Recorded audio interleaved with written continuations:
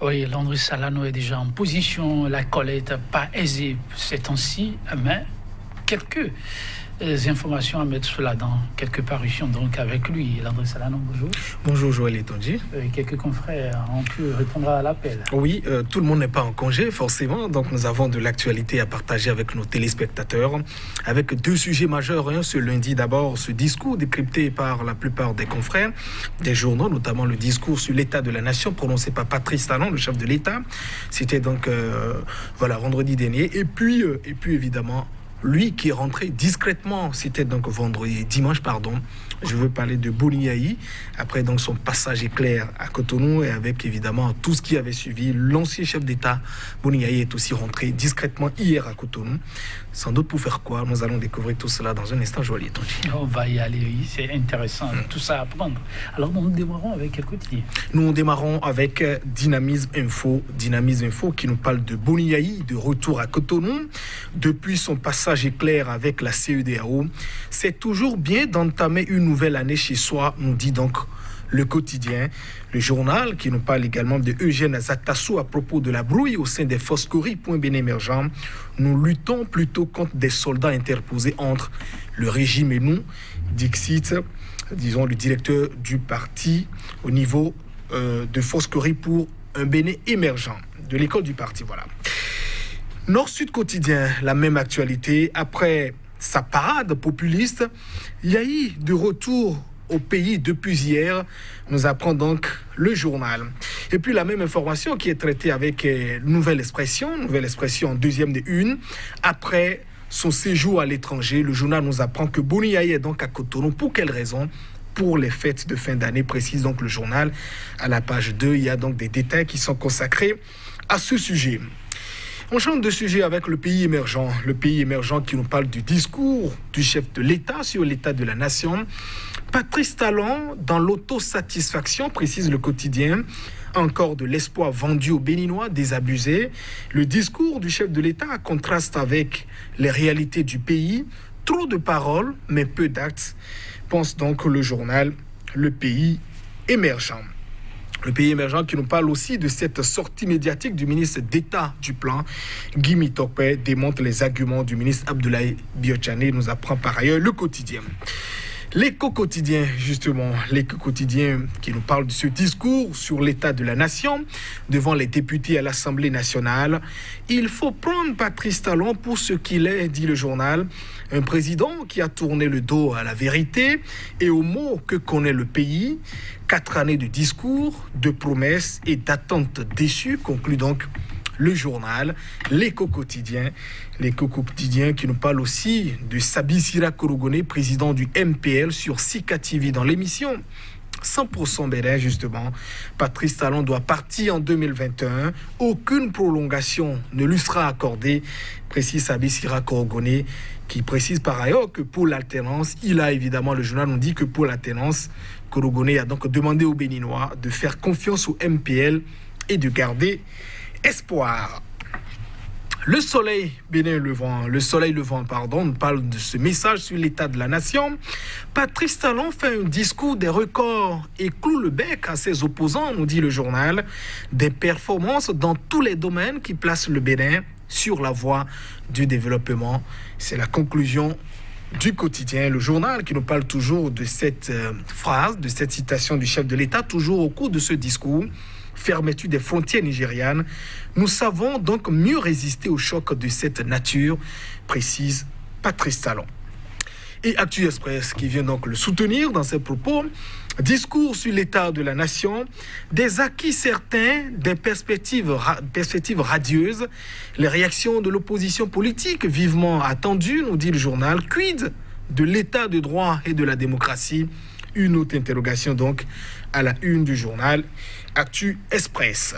Et pendant ce temps, Matin Libre nous amène donc sur un autre sujet. Approbation du budget modificatif de Porto Novo, la capitale du Bénin. Les dessous d'une décision fictive. Le préfet Apiti accusé par le comité départemental, nous apprend donc le journal, qui n'a pas manqué également de nous parler de ce discours du chef de l'État, déficit d'enseignants à la maternité au primaire, le satisfecit de talent, un contraste précise donc Matin Libre. Et puis, quatre vérités, exploit de la douane béninoise. La brigade de la douane de Moussahoué fait une grosse prise, Joël Yetonji, une cargaison de 7710 sandalettes en plastique arrêtées hier à Plahoué, nous dit donc le quotidien. Et puis nous finissons avec la nouvelle économie qui nous parle de dol crédit immobilier au niveau de banques. La mafia foncière empêche la manifestation de la vérité. Et puis budget 2020, plus de 4000 milliards de francs CFA de dette publique projetée. C'est ce que nous apprend donc ce lundi, la nouvelle économie. Joël Yetonji, voilà donc pour les informations que nous avons donc pu glaner ce matin. Merci à vous, Landry Salanon. Nous allons démarrer plutôt là où vous avez commencé. Oui, avec Dynamisme Info qui nous parle de Boni Yayi de retour à Cotonou depuis son passage éclair avec la CEDEAO. C'est toujours bien d'entamer une nouvelle année chez soi, précise le quotidien. Évidemment, après, son aller-retour éclair qu'il avait donc effectué, il y a quelques jours ici à Cotonou, Boni Yayi qui était attendu pour rencontrer donc son successeur au palais de la Marina, n'était donc plus parti au niveau du palais de la présidente de la République. Il était donc allé voir Nicéphore Soglo avec tout ce qu'il avait su, reparti avec la délégation de la CEDEAO avec laquelle il était d'ailleurs arrivé. Le chef de l'État est rentré hier aux environs de 13h, 14h, voilà. Tout discrètement, Boni Yayi est donc rentré à Cotonou. Et évidemment, c'est donc installé chez lui. Il nous revient de façon constante que sans doute Boni Yayi, lui qui craignait par le passé un peu pour sa sécurité, arrivé donc au pays, aurait reçu certaines garanties de la part des chefs d'État de la CEDEAO qu'il est totalement en sécurité. En tout cas, je ne voyais pas ce qui devait donc davantage l'inquiéter. Il est chez lui, il a passé quand même 10 années. Et la période, elle n'est quand même pas anodine. Vous savez, Boni Yayi, 10 années de pouvoir, vous savez que chaque 1er janvier, par exemple, il a été souvent habitué à ces salutations de ces dames, que ce soit donc au palais, et plus quand il a quitté également le pouvoir au domicile, les dames qui venaient, d'ailleurs même quand il était aussi au pouvoir, venaient systématiquement à la maison pour lui quand même présenter les meilleurs vœux. On sait bien que le chef d'État aime bien la foule, voilà. Et je me demande évidemment, est-ce que pour cette année, il devait donc s'en priver et non donc pas passer ces périodes de fête aux côtés, de sa famille, aux côtés de ses compatriotes et également de tous ses camarades qui font également de la résistance. Alors pour la période, le chef d'État a donc choisi de venir discrètement, sans doute pour éviter peut-être ce qu'on a connu également par le passé, ne pas peut-être,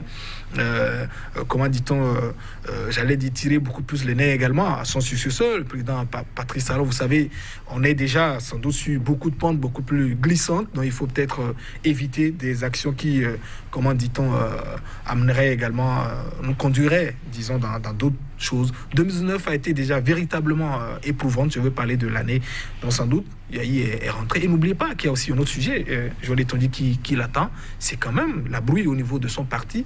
Foscori pour Benemeja. Et ce n'est pas forcément à distance que vous réglez ces genres de problèmes. Il est rentré, on verra évidemment, on suivra un peu le cours des événements. Voilà, bienvenue à lui et voilà. Et que véritablement, on ne vive pas, voilà ce que nous avons pu connaître, assignation à résidence forcée l'année dernière, 52 jours passés chez lui avec toutes les bruits. Vivement que 2019, voilà, parte également avec tous ces problèmes. Joël Yetonji avec l'arrivée de Boni Yayi. Oui, quand on parle Boni Yayi, on ne voit pas trop loin Patrice Talon.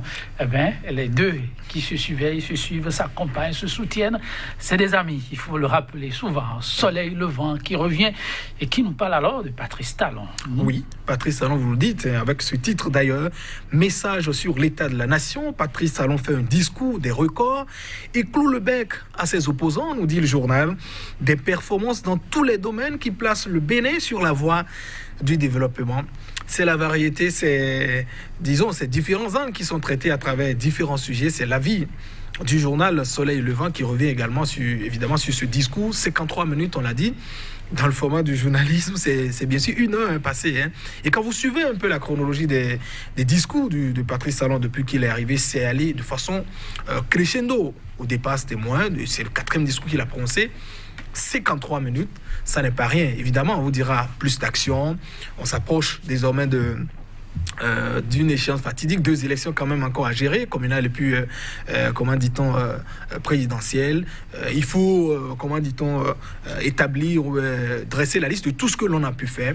Et je le disais déjà vendredi dernier, vous savez, cet exercice qui est quand même conféré par la Constitution à nos chefs d'État se transforme souvent en une tribune ou bien un exercice de bilan des actions que l'on fait. Alors évidemment que ce que recommande la Constitution, c'est de nous dire réellement comment se porte, comment dit-on, notre pays. C'est vrai, parlant des sujets que le chef de l'État, les domaines dans lesquels il a cité, oui, il est revenu sur la question des infrastructures, la question de l'eau, ce qu'on a pu faire également. Le Bénin, le premier producteur de coton, il dit dans l'Afrique. Bon, c'est pas forcément si c'est dans les 53 États que c'est arrivé. Donc, il a quand même dressé un bilan de certaines actions qu'il a pu produire.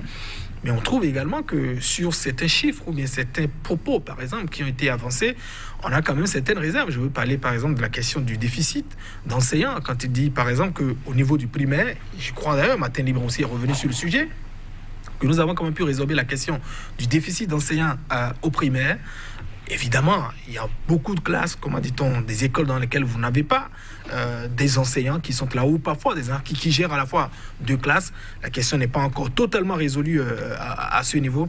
Et ce sur quoi également on attendait Patrice Talon, le président de la République, dans ce discours, c'est quand même de nous faire ressortir et de reconnaître aussi, comment dit-on, les difficultés que vivent notamment les Béninois, et notamment quelles sont les mesures que le gouvernement est en train donc de porter pour nous sortir de cette situation.